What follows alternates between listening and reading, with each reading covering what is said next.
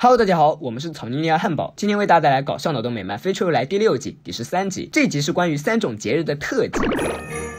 圣诞节来临，大家都在为之准备着。弗莱却觉得未来的圣诞节没啥气氛，因为恐怖的圣诞老人总要在这个时候来捣乱。所以为了抵抗它，人们必须穿上防弹背心、石棉袜子和木桶，就连好吃的蛋糕也变成炸弹。不过有了这些还不够，人们真正需要的应该是一棵结着松果的松树，它才是圣诞节的象征。尽管松树早在800年前灭绝了，但依然有方法使它们复活，就像复活学狗叫的蛇一样。于是众人来到挪威，这里有一个世界末日种子库。自从2008年来，种子库便开始储存各种各样的种子，以防止其灭绝。在种子库的旁边有一个细菌库，莉拉担心种子会被它感染，种子库工作人员说不会。此外，松树之所以会灭绝，是由于人们砍它来制作紧急厕纸。接着，工作人员拿出种子，弗莱立刻把它种在公司旁边。在他的精心照料下，松树很快长得有人那么高。尼格松见后，用它在白宫举行圣诞树亮灯仪式，大家欢呼雀跃。突然，松树开始猛然长个，对此工作人员只好承认细菌库感染了种子库。后来因为松树长大，松果如同炸弹般掉落，人们慌乱逃跑。紧接着越来越多的松树拔地而起，城市消失不见，地球似乎恢复了原生态，全球变暖也被松树产生的氧气抑制。戈尔总统十分开心。注释：戈尔总统曾是美国的副总统，是著名的环境学家，在全球变暖与环境问题上做出过很大的贡献，因而获得了2007年度诺贝尔和平奖。不过由于氧含量上升得很快，甚至于在空气中已经占80%，再加上班德点了雪茄，因此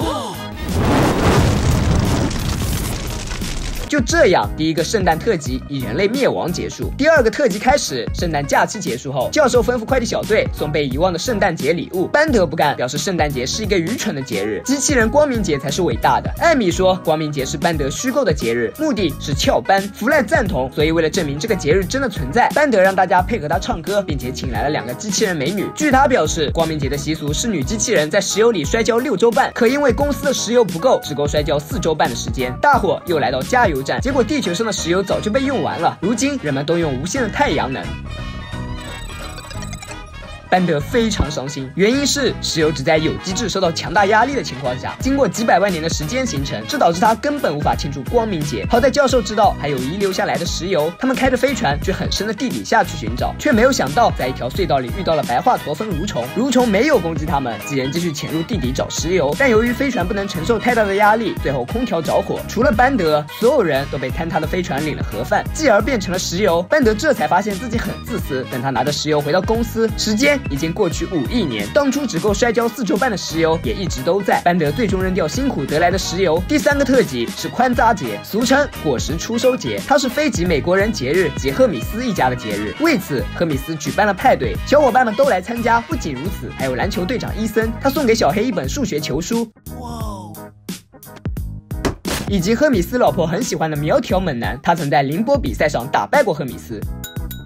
一会儿派对开始，赫米斯说宽扎节历史悠久，已有1000余年的历史。话音刚落，宽扎机器人出现，他告诉大家庆祝宽扎节有7个规矩，因此需要7支宽扎节蜡烛，并且蜡烛必须是蜂蜡做的，不然就使族人蒙羞。可赫米斯家没有蜂蜡做的蜡烛，于是大家来到养蜂场买蜂蜡，不料老板表示全世界都没有蜂蜡了，蜜蜂如同喝了刺鼻的止咳糖浆。教授也通过放大镜发现，蜜蜂们得了蜂群衰竭综合症，它们身上有寄生虫，即将灭绝。这让弗莱想到了巨型太空蜂，同样是蜂，也许从他身上能得到赫米斯想要的蜂蜡。既然如此，大家立刻出发。为了和太空蜂交流，他们还带上了翻译机。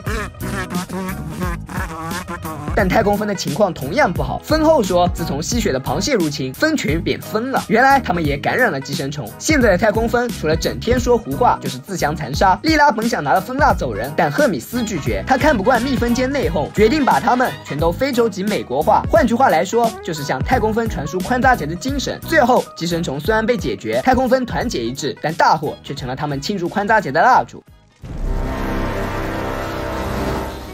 3种节日，3种不同的结局。如果硬要说他们的相同之处，那便是结局都是悲惨的，都说明了环境的重要性。第一个圣诞特辑，因为人类对于资源的滥用，松树灭绝，尽管早料到这后果，储存了种子，却没有认真尽到储存的义务，导致松树泛滥，人类灭绝。有些事情太多或者太好都不是一件好事，认真才是做事应有的态度。第二个机器光明节特辑，作为不可再生资源，石油本就匮乏，然而班德还为了一个凭空捏造的节日，要小伙伴帮助自己寻找石油。更令人讽刺刺的是，尽管大家牺牲性命让他得到石油，但他却放弃了石油，让大家的努力一文不值。第3个宽扎杰特辑，这个故事告诉我们，只要不作死就不会死。既然已经得到想要的东西，就要学会适可而止。知足常乐者往往会得到更多的快乐，可大部分人却无法做到知足常乐，因为人的贪欲和欲望是无穷的。